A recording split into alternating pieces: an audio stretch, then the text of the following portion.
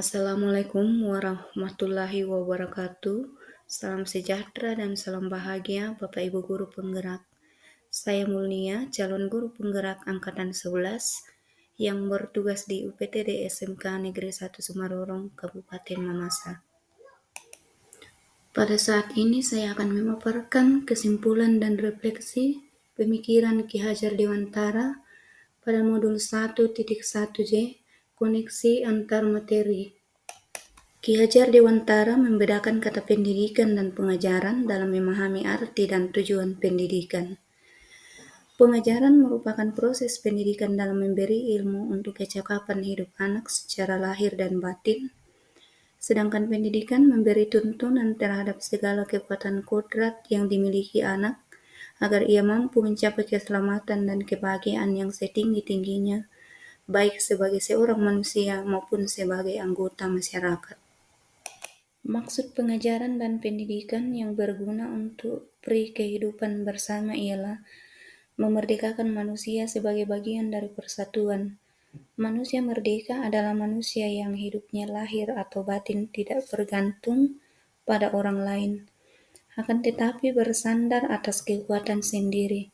Pendidikan menciptakan ruang bagi murid untuk bertumbuh secara utuh agar mampu memuliakan dirinya dan orang lain, merdeka batin, dan menjadi mandiri, merdeka lahir.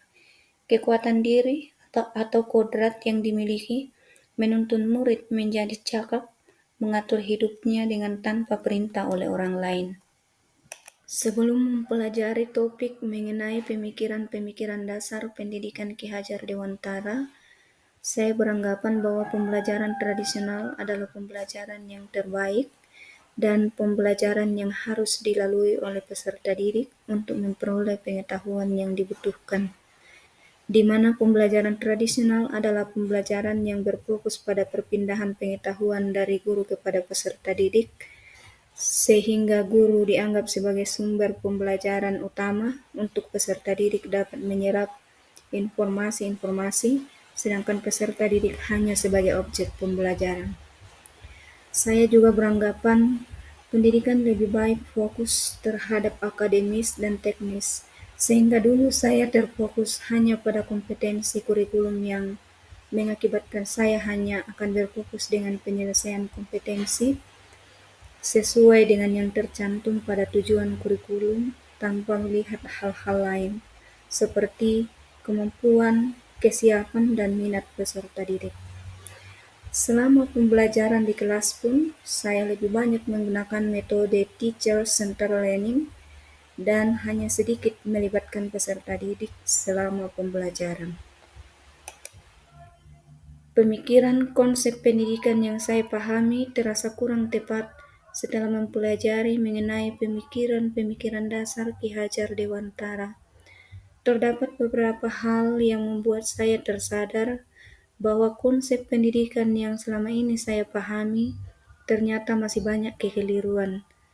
Pertama, saya menyadari bahwa pendidikan bukan hanya perpindahan pengetahuan dari guru ke peserta didik ataupun penguasaan dan penyelesaian kompetensi kognitif, melainkan pendidikan juga menjadi kegiatan atau tempat untuk peserta didik dapat mengembangkan potensi agar menjadi warga negara yang berkualitas dan berjiwa merdeka.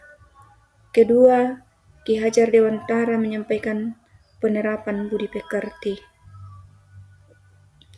Saya pun menyadari bahwa penerapan budi pekerti juga merupakan hal penting yang harus sudah diterapkan di sekolah-sekolah dengan pendidikan berkarakter karena akan meningkatkan kualitas pendidikan di Indonesia.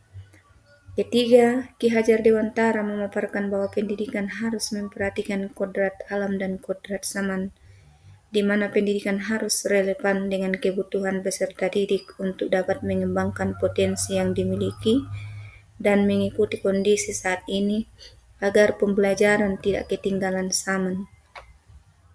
Terakhir, yaitu pemikiran dasar Ki Hajar Dewantara mengenai sistem emong.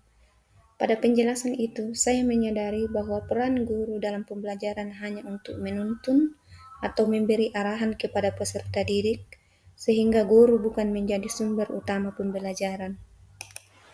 Setelah saya mengetahui dan meresapi hasil pemikiran Ki Hajar Dewantara, saya mempunyai keinginan untuk merefleksikan pemikiran Ki Hajar Dewantara pada kelas saya. Hal-hal itu antara lain: pertama, saya akan mengembangkan pendidikan karakter.